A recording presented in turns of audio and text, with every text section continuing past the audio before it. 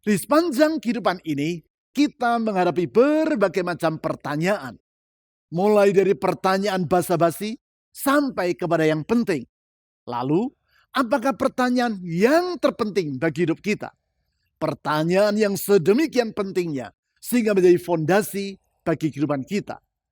Mulai pertanyaan-pertanyaan yang pernah diajukan oleh Yesus semasa ia berada di dunia, kita akan mengetahui pertanyaan manakah yang terpenting bagi kita. Itulah pertanyaan yang jawabannya akan menentukan masa depan yang berkemenangan bagi hidup kita. Pengenalan yang benar akan Yesus Kristus yang sesungguhnya akan menentukan masa depan kita. Selamat datang di ibadah Gereja Kristen Perjanjian Baru Fajar Pengharapan. Ikutilah ibadah kenaikan Tuhan Yesus dengan tema Don't Waste Your Life atau Jangan Sia-siakan Hidupmu yang akan diadakan secara onsite pada hari Kamis 18 Mei 2023 di Jalan Pasir Koja 58 dalam 2 kali ibadah, yaitu pukul 8 dan pukul 10 pagi. Untuk menghadirinya, Anda perlu mendaftarkan diri terlebih dahulu melalui QR Code atau link yang tertera di layar. Tempat terbatas. Ibadah ini dapat Anda ikuti juga secara online pada hari yang sama melalui kanal YouTube gereja kita. Ibadah kenaikan Tuhan Yesus ini akan dilanjutkan dengan rangkaian doa puasa Revival Prayer selama 10 hari, mulai hari Jumat 19 Mei hingga 28 Mei 2023. Pertemuan doa puasa ini akan dilaksanakan hanya secara onsite di Jalan Pasir Koja, pukul 18.30. Alami hadirat dan kuasanya dalam pertemuan doa ini. Segera miliki Alkitab Bahasa Indonesia Terjemahan Baru, edisi kedua yang diterbitkan oleh Lembaga Alkitab Indonesia atau LAI. Alkitab edisi kedua ini lebih akurat dan lebih mudah dipahami, sehingga akan membantu Anda untuk lebih mengenal Allah dan mengerti akan kehendak-Nya. Anda dapat memilikinya dengan memesan melalui nomor WhatsApp 0811 588 580 selama persediaan masih ada. Informasi dan pengumuman penting lainnya dapat Anda lihat dan ikuti di bagian menjelang akhir ibadah ini. Selamat beribadah!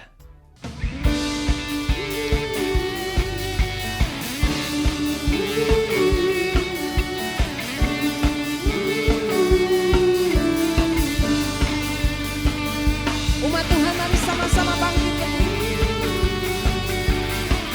dengan segenap hati, bawa pujian kita kepada Tuhan. Dia Allah yang setia. Oh, segenap hati aku memuji, segenap jiwa aku bernyanyi, karena Roh-Mu ada dalamku, Tuhan. Ku angkat tanganku memuji, ku angkat suara dan bernyanyi, karena Roh-Mu ada dalamku, Tuhan. Mari menari memuji, ungkapkan sukacita di hati. Amin. Kau terbesar dan mulia, ajar semua perbuatanmu. Amin. Kau terbesar dan mulia, biarlah semua memujimu.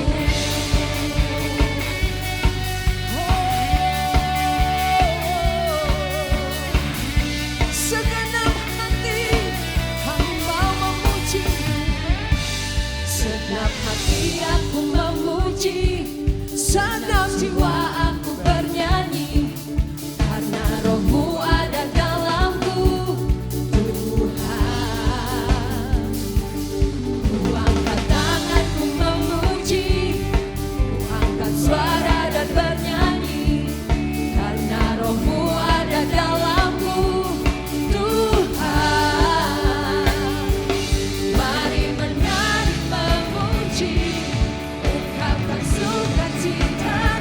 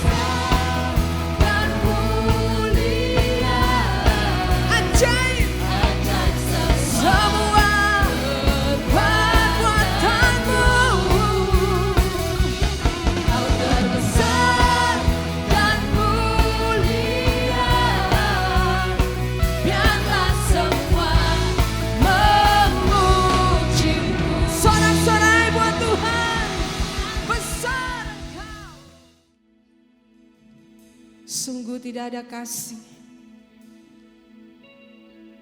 seperti kasih-Mu Tuhan. Kasih yang mengangkat kami. Kasih yang memberikan pengharapan bagi kami. Kami kagum karena Engkau Tuhan. Oh.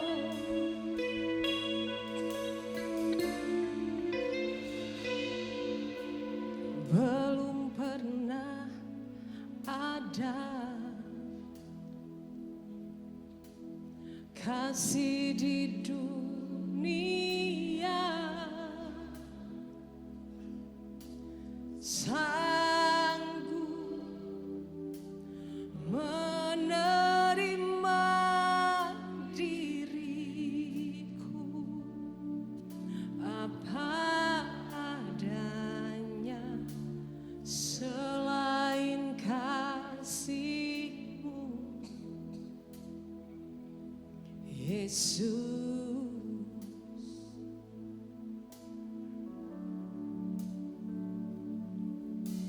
Sungguh tiada lagi kasih seperti ini, sanggup mengubahkan hidup menjadi baru. Selain kasih-Mu, Yesus. Kami mau katakan saat ini Tuhan, kami kagum. Aku kagumi dalam hati, yes Lord, kasih-Mu tiada duanya. Sampai kini ku akui kasih-Mu tiada duanya. Sungguh ajaib kasih-Mu, sungguh tiada lagi kasih seperti ini, sanggup mengubahkan, sanggup mengubahkan hidupku menjadi baru. Selain kasih-Mu, Yesus. Dan kami mau katakan, oh, aku kagumi dalam hati kasih-Mu, kasih-Mu tiada duanya. Sampai kini ku akui kasih-Mu, kasih-Mu tiada. Hanya aku kagumi dalam hati, sebab kasih-Mu, kasih-Mu tiada duanya. Sampai kini, haleluya, ku akui. Mari Bapak Ibu saja akui saat ini.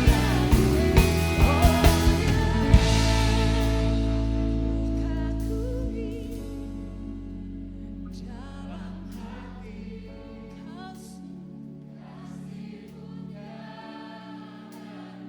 tiada duanya. Sampai kini, oh Tuhan, mari lebih lagi nyatakan kepada Tuhan pagi ini. Oh, oh, oh, oh. Aku kagumi dalam hati,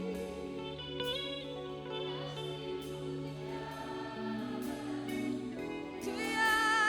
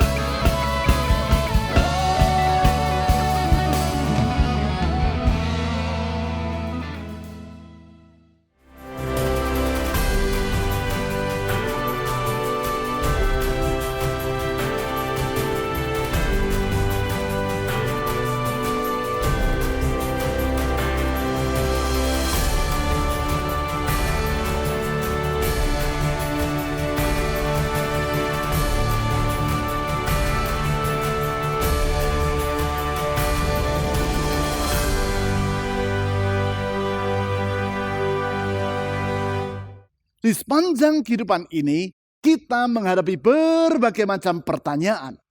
Mulai dari pertanyaan basa-basi seperti apa kabar, sampai kepada pertanyaan yang penting seperti maukah engkau menjadi istriku?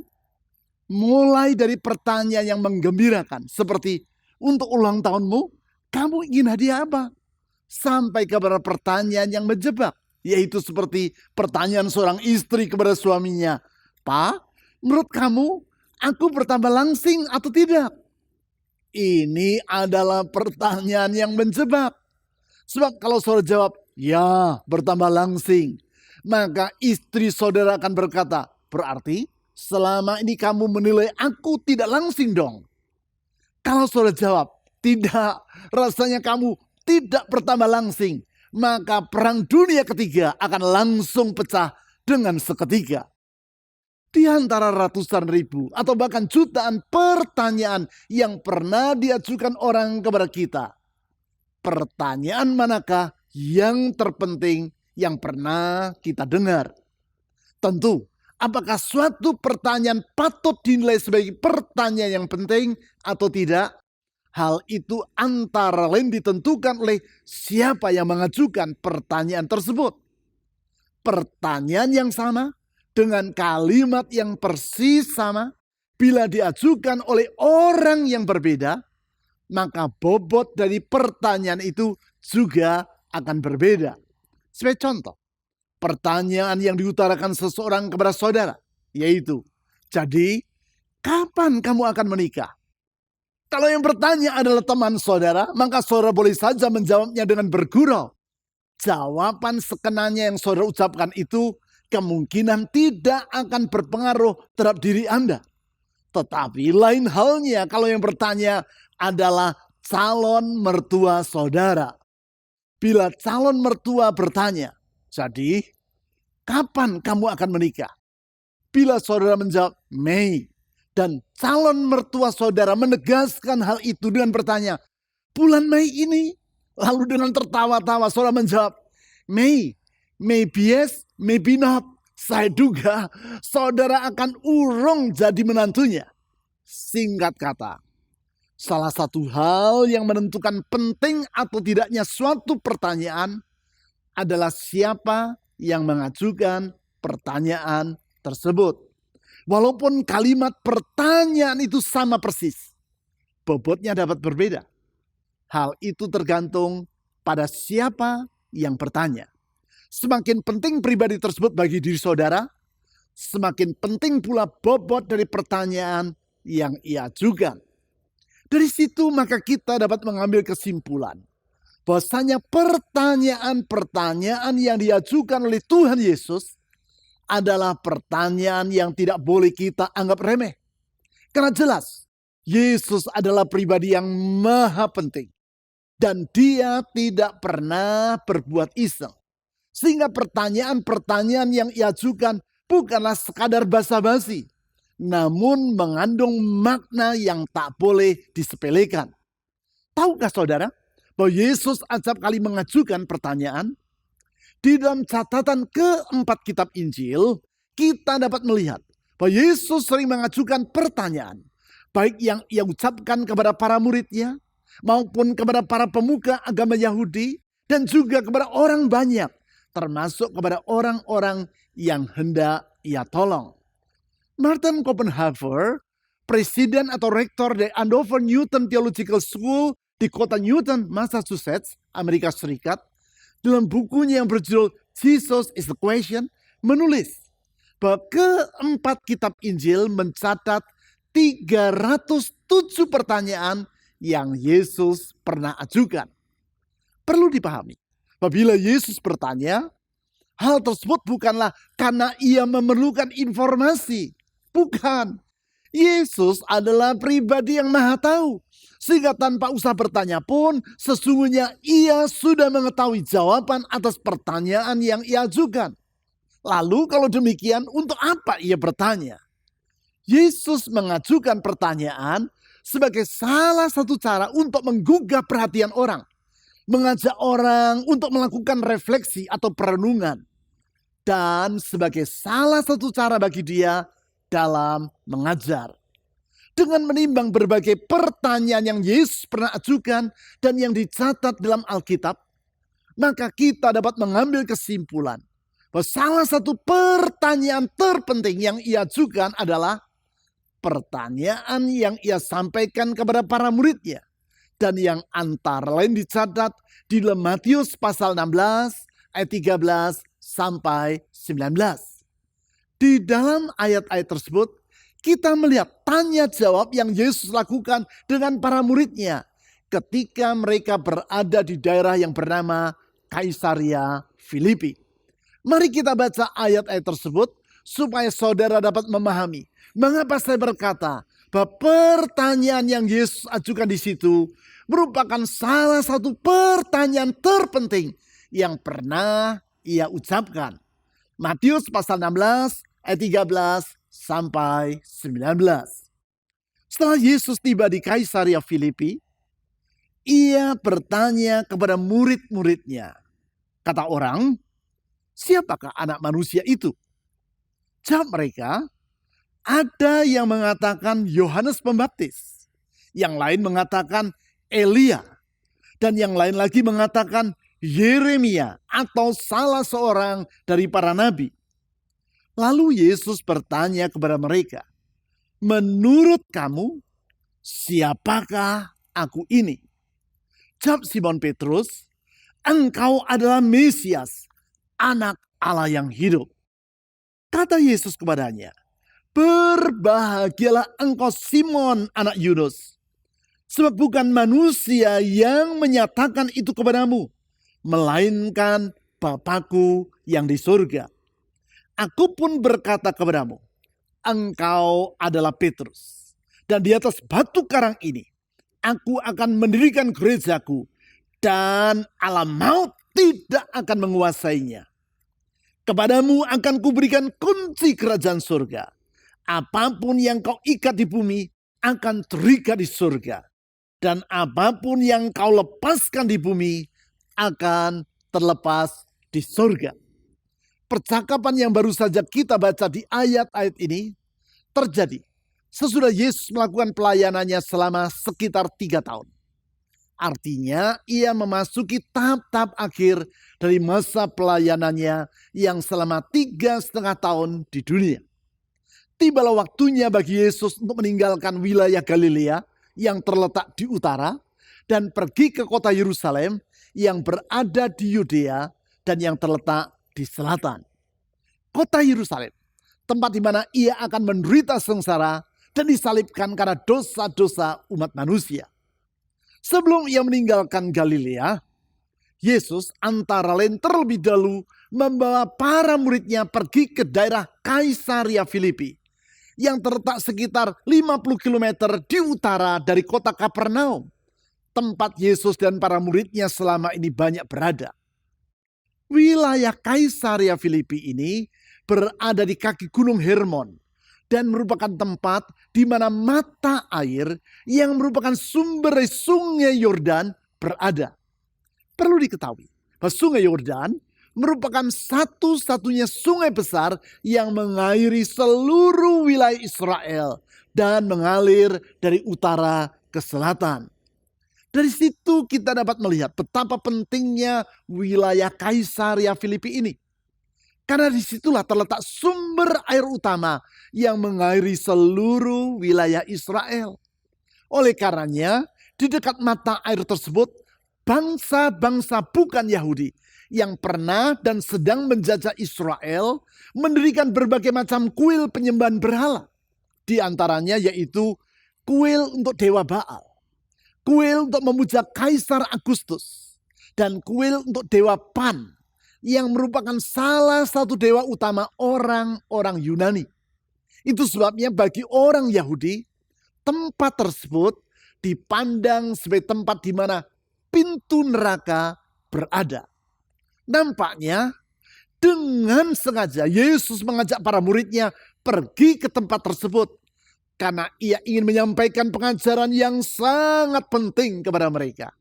Sedemikian pentingnya sehingga dalam Lukas pasal 9 ayat 18 ditulis, Sebelum Yesus mengajar para muridnya di tempat tersebut, ia terlebih dulu berdoa seorang diri. Selanjutnya, seperti yang dicatat di ayat 13, Yesus bertanya kepada para muridnya tentang sejauh mana orang banyak mengenal dirinya. Untuk itu ia bertanya, kata orang, siapakah anak manusia itu? Di ayat 14 ditulis jawaban dari para muridnya, yaitu bahwasanya sebagian orang menganggap Yesus adalah Yohanes Pembaptis. Karena memang Yesus menyampaikan berita pertobatan. Ada lagi yang menganggap bahwa Yesus adalah Elia. Karena memang Yesus melakukan berbagai macam mukjizat seperti yang juga pernah dilakukan oleh Nabi Elia. Ada lagi yang berkata bahwa Yesus adalah Yeremia. Karena dalam pelayanannya Yesus sama seperti dengan Nabi Yeremia pernah meratapi kota Yerusalem yang akan mengalami keruntuhan. Singkat kata, pengenalan orang banyak terhadap Yesus jauh dari realitas yang sebenarnya. Oleh karena itu di ayat 15 dicatat pertanyaan yang Yesus ajukan tentang pengenalan para muridnya terhadap dirinya. Pertanyaan yang berbunyi, menurut kamu, siapakah aku ini? Pertanyaan tersebut merupakan pertanyaan yang sangat penting dan boleh dipandang sebagai salah satu pertanyaan yang terpenting yang pernah Yesus utarakan, yaitu menurut kamu siapakah aku ini? Mengapa pertanyaan ini adalah pertanyaan yang terpenting? Karena melalui pertanyaan tersebut kita dapat melihat bahwasanya mengenal Yesus dengan benar merupakan hal yang sangat hakiki. Hakiki atau esensial artinya adalah hal yang sangat diperlukan dan sangat-sangat penting. Berdasarkan pertanyaan yang Yesus ajukan dan yang jawabannya disampaikan oleh muridnya dalam hal ini yaitu Petrus terhadap pertanyaan tersebut, kita dapat melihat bahwa setidaknya ada 3 alasan mengapa mengenal Yesus dengan benar merupakan hal yang hakiki. Ketiga alasan tersebut adalah yang pertama, pengenalan terhadap Yesus merupakan fondasi kehidupan. Saya ulangi, mengenal Yesus dengan benar adalah hal yang hakiki. Sebab pengenalan terhadap Yesus merupakan fondasi kehidupan. Sebagaimana fungsi fondasi bagi suatu bangunan sangatlah vital, demikianlah halnya dengan pengenalan terhadap Yesus bagi kehidupan kita. Kalau pengenalan itu keliru, maka hal tersebut sama dengan mendirikan suatu bangunan di atas fondasi yang miring. Kalau pengenalan terhadap Yesus bersifat tidak kokoh, maka keadaan itu sama dengan mendirikan suatu bangunan di atas fondasi yang goyah. Perlu dicatat bahwasanya pengenalan dan pengetahuan merupakan 2 hal yang berbeda. Walaupun secara sekilas keduanya nampak sama. Perbedaannya adalah pengetahuan dapat diperoleh tanpa jalinan relasi. Sedangkan pengenalan hanya akan diperoleh melalui suatu relasi. Kita dapat mengetahui riwayat hidup, hobi, dan makanan kesukaan presiden kita tanpa memiliki relasi dengan yang bersangkutan. Sebab dengan membaca informasi yang tersedia di internet, kita dapat mengetahui semua tadi. Walaupun kita tidak pernah bertemu ataupun memiliki relasi dengan Pak Presiden. Tetapi tidak demikian halnya dengan pengenalan. Pengenalan adalah berjalan seiring dengan jalinan relasi. Semakin akrab relasi kita dengan seseorang, maka kita akan semakin mengenal yang bersangkutan. Semakin mendalam relasi kita dengan seseorang, maka semakin mendalam pula pengenalan kita akan orang tersebut. Sehingga apabila di ayat 15 dicatat, Yesus bertanya kepada para muridnya, menurut kamu siapakah aku ini? Maka sesungguhnya di sini Yesus bukan sekadar menguji pengetahuan mereka, tetapi mengukur relasi mereka dengan dirinya. Relasi dengan Kristus yang sangat menentukan kekokohan hidup kita. Prinsip ini terlihat dalam kehidupan rumah tangga. Kekokohan suatu rumah tangga sangat tergantung kepada kedekatan relasi antara suami dan istri. Semakin dekat relasi mereka, semakin mereka mengenal satu sama lain, dan semakin kokohlah rumah tangga mereka itu. Semakin mendalam relasi mereka, sehingga pengenalan mereka satu sama lain juga semakin mendalam, maka semakin teguhlah rumah tangga mereka. Demikianlah halnya dengan kehidupan kita.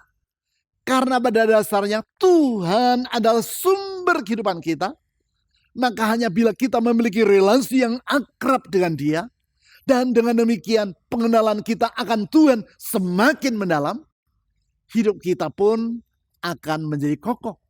Iman kita tidak akan mudah digoyahkan oleh kesukaran, dan pengharapan kita tidak akan mudah pupus oleh kesulitan. Karena itu, jawaban Simon Petrus di ayat 16 tentang pengenalan dirinya terhadap Yesus yang ia ucapkan dengan berkata, "Engkau adalah Mesias, Anak Allah yang hidup."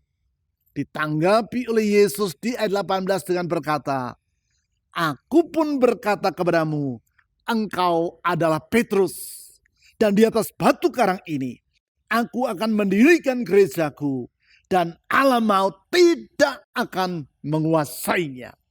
Di sini Yesus menyebut tentang batu karang yang menjadi fondasi bagi gerejanya.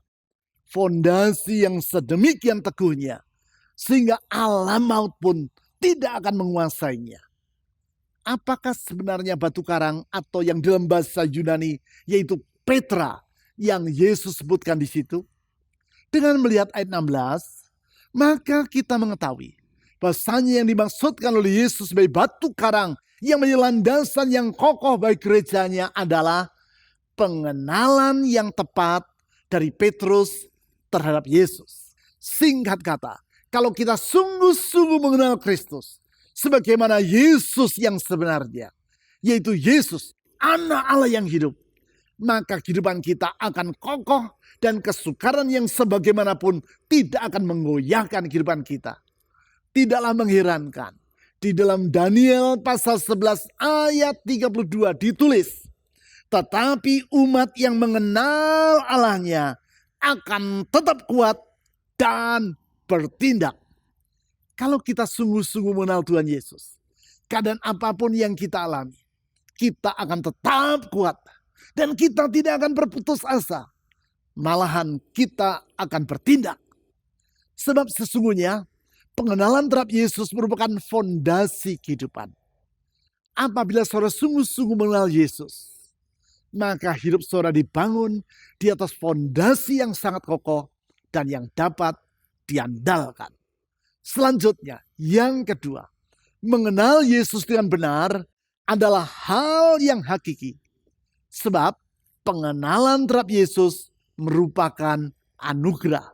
Saya ulang, yang kedua, mengenal Yesus dengan benar adalah hal yang hakiki. Sebab pengenalan terhadap Yesus merupakan anugerah. Apakah anugerah? Anugerah adalah kebaikan Allah yang sangat besar yang kita alami bukan karena kebaikan kita ataupun karena usaha kita, tetapi semata-mata karena kemurahan Tuhan.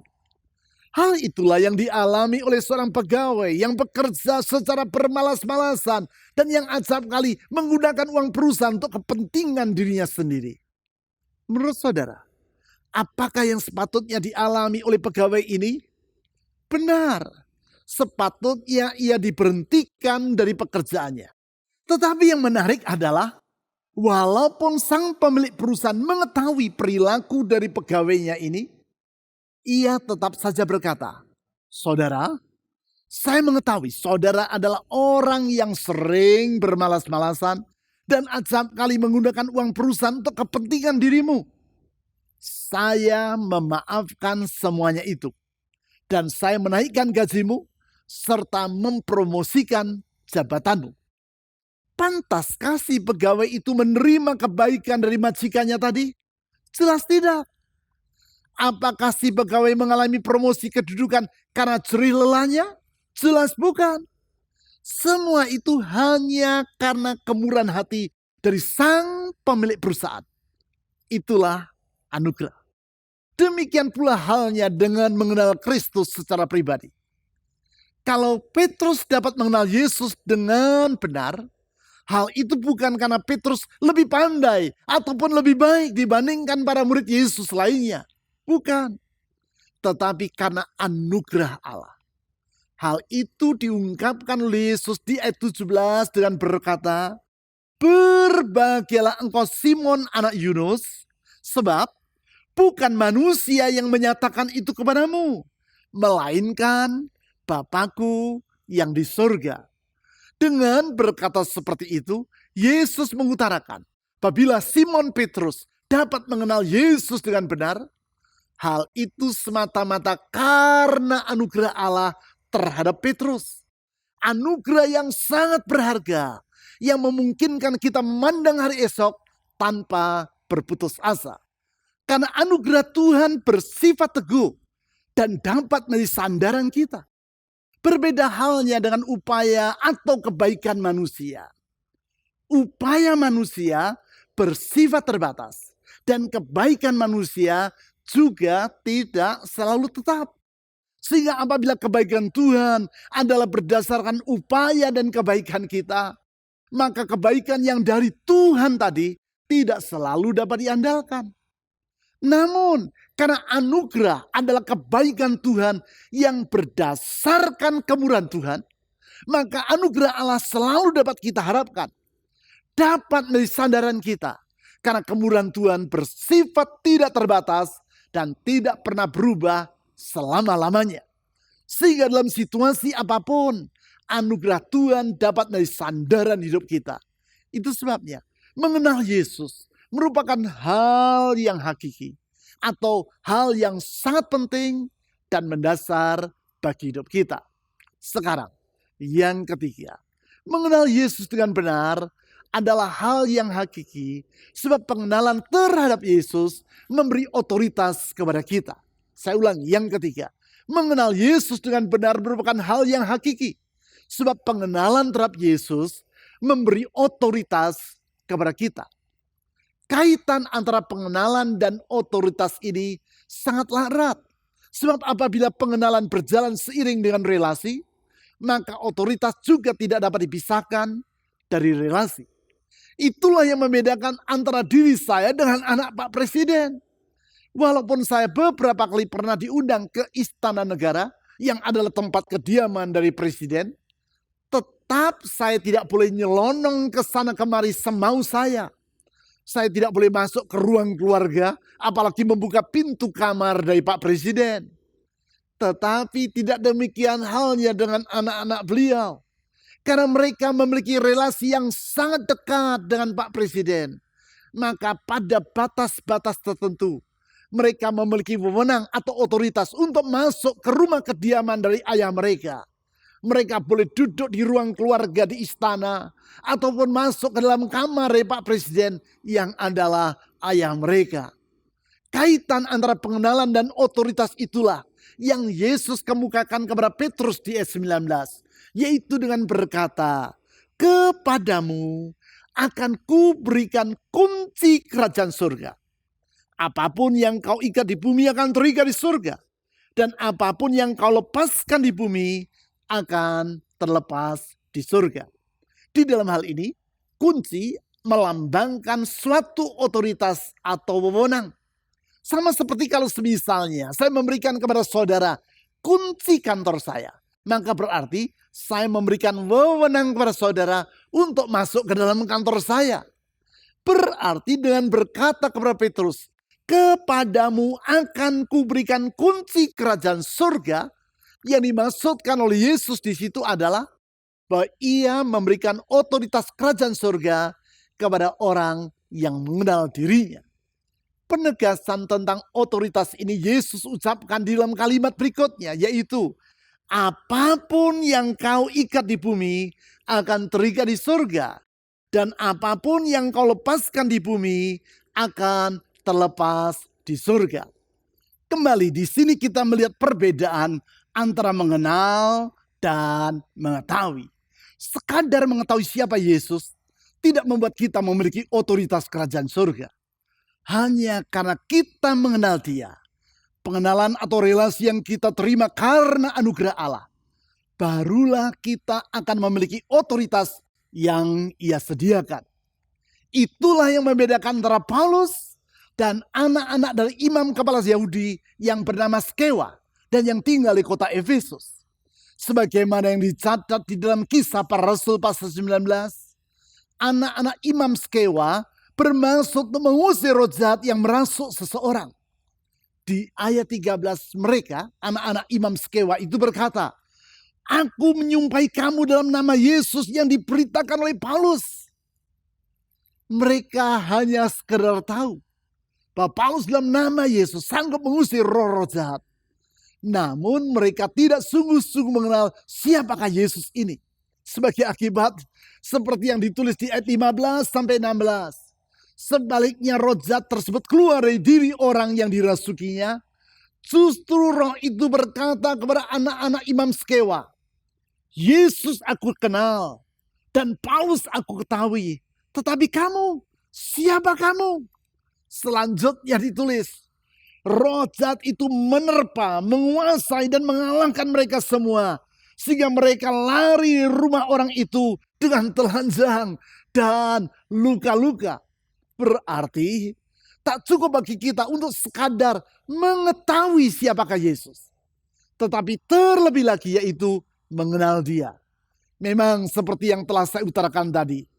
Antara mengenal dan mengetahui nampak mirip sekali. Namun sesungguhnya keduanya berbeda satu sama lain. Pengenalan akan Kristus tidak terpisah dari relasi dengan Dia. Dan relasi tersebut terjalin karena anugerah Allah semata-mata. Mengingat bahwa fondasi merupakan bagian yang terpenting dari suatu bangunan, bagian yang menentukan kokoh atau tidaknya bangunan tersebut, maka dapatlah kita simpulkan bahwasanya pengenalan akan Kristus merupakan hal yang sangat hakiki. Sehingga dengan demikian, pertanyaan yang Yesus ajukan kepada para muridnya, yaitu yang dicatat dalam Matius pasal 16 ayat 15. "Menurut kamu, siapakah aku ini?" merupakan pertanyaan yang sangat penting. Bahkan tidaklah berkelebihan jika saya berkata bahwa pertanyaan tersebut merupakan salah satu pertanyaan yang terpenting yang Yesus ucapkan dan yang dicatat di dalam Alkitab. Di satu sisi, pertanyaan tersebut mengungkapkan pengenalan kita akan Kristus. Di sisi yang lain, melalui pertanyaan tersebut, kita menjadi semakin mengenal siapakah Yesus yang sesungguhnya. Yaitu, bahwa Dia adalah Sang Mesias, Anak Allah yang hidup. Dia adalah Sang Mesias, karena Dia adalah Sang Juru Selamat. Dia adalah Anak Allah yang hidup. Artinya Dia adalah Mesias yang ilahi. Bukan manusia biasa, tetapi Allah yang datang ke dunia bersama dengan kita. Dia bukan sekadar seorang manusia biasa, tetapi Dia adalah Tuhan yang menyelamatkan kita. Pertanyaan yang Yesus ucapkan tersebut merupakan pertanyaan yang mengungkapkan kebenaran atau a revealing question. Mengungkapkan siapakah Tuhan dan mengungkapkan kondisi kita yang sebenarnya. Pertanyaan saya sekarang adalah, menurut saudara, siapakah Yesus bagi diri Anda? Sekadar seorang pengkhotbah yang hebat seperti Yohanes Pembaptis?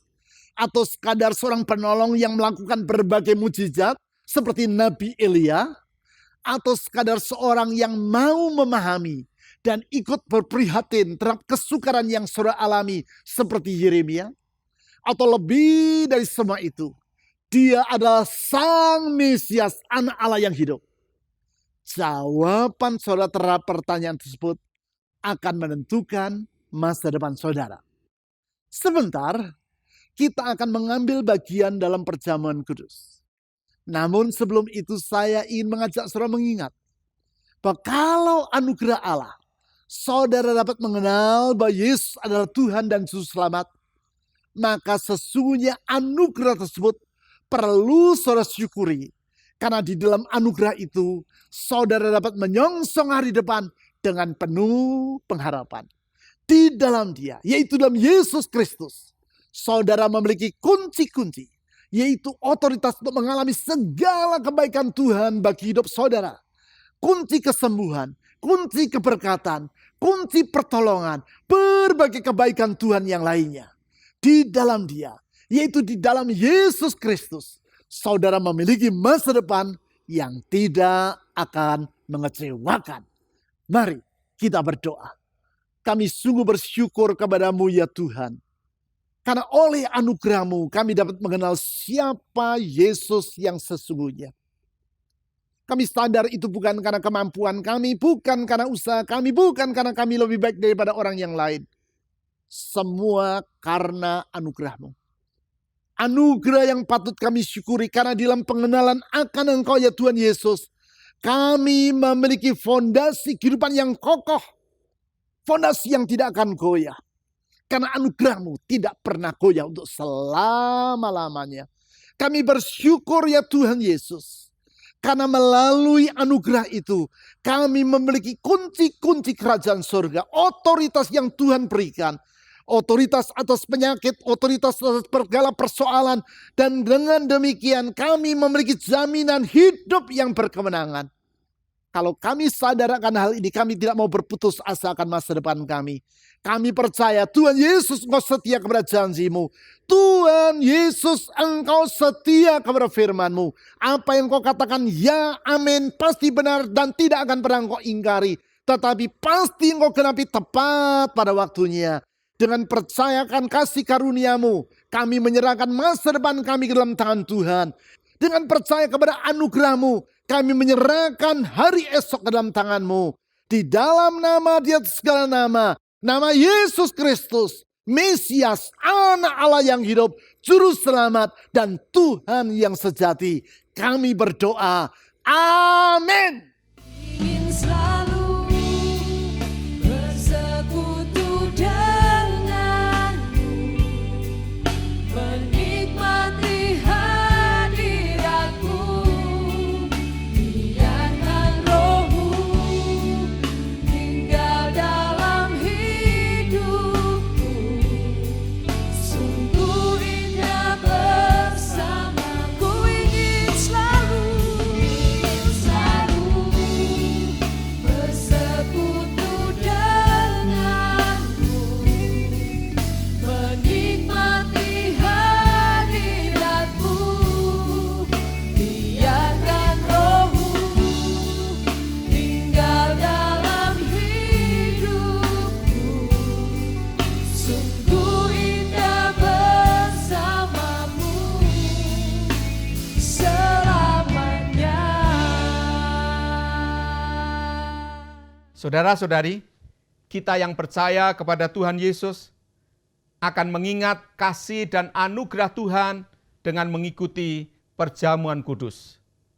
Tuhan Yesus di dalam kasih-Nya kepada umat manusia telah datang ke dunia, menderita sengsara, bahkan sampai mati di kayu salib untuk menyelamatkan manusia yang berdosa.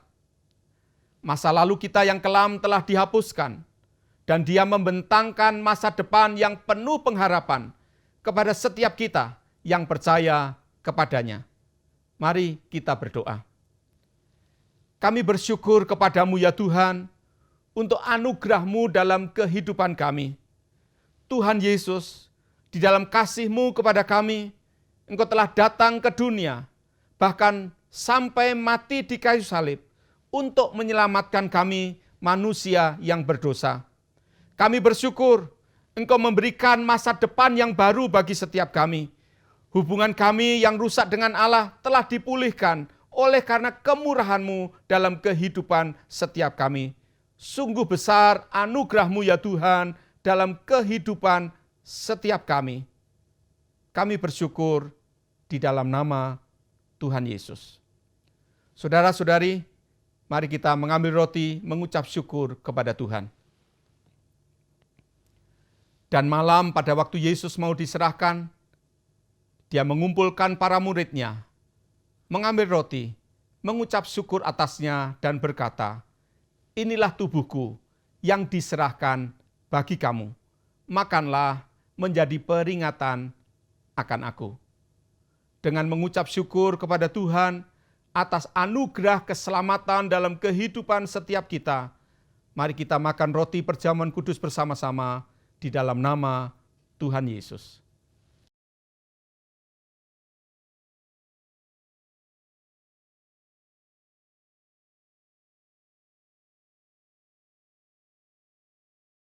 Kita mengangkat cawan di tangan kita dengan ucapan syukur kepada Tuhan.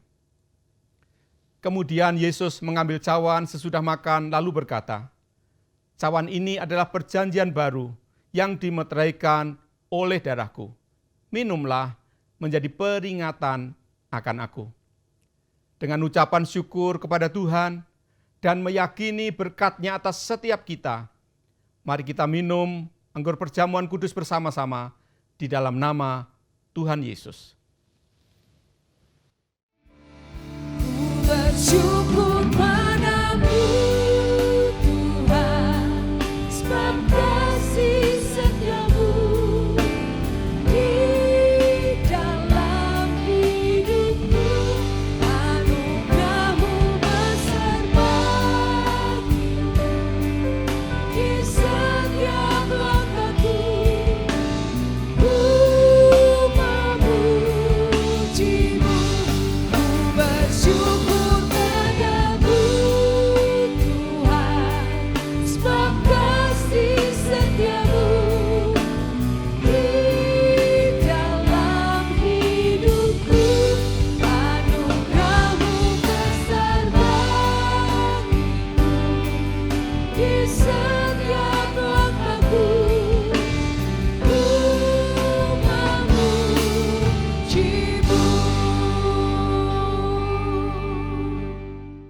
Berikut adalah beberapa informasi dan kegiatan gereja kita yang dapat Anda ikuti.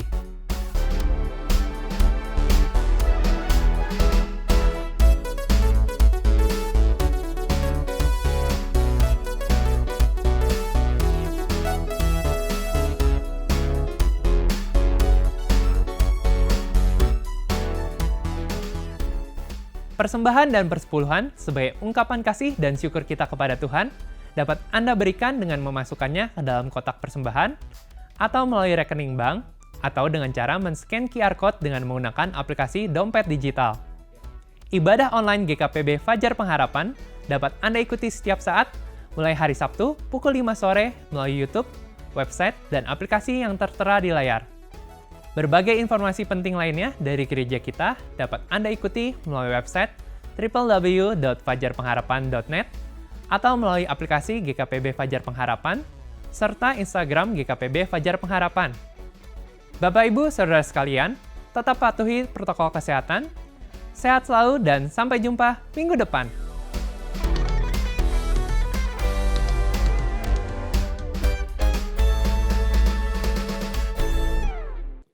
Mari kita berdoa mengakhiri ibadah kita pada saat ini.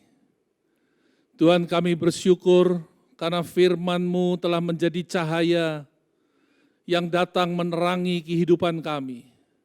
Sehingga di dalam terang-Mu kami boleh mengalami kebebasan, kami boleh mengalami kemerdekaan, untuk kami boleh berjalan setiap hari di dalam hidup kami sesuai dengan rencana-Mu. Tuhan, terima kasih buat firman-Mu yang memerdekakan setiap hidup kami. Karena itu kami berdoa menyerahkan hidup kami untuk senantiasa berada di dalam kebenaran firman-Mu. Sebab kebenaran-Mu itulah yang mengatasi segalanya di dalam kehidupan kami. Kami berdoa saat ini ya Tuhan, menyerahkan semua umat-Mu ke dalam tangan-Mu. Mereka yang sedang bergumul di dalam kehidupan mereka, apapun pergumulannya, apakah sakit, apakah keuangan, apakah masalah rumah tangga, Tuhan kami berdoa, apapun pergumulan dari umat-Mu, kami menyerahkan ke dalam tangan-Mu dan memohonkan kepadamu curahan kuasa-Mu, berkat dan mujizat-Mu ya Tuhan, dinyatakan di dalam kehidupan mereka. Terima kasih ya Bapa. Kami menaikkan syukur dan doa kami kepadamu di dalam nama Tuhan Yesus Kristus. Amin.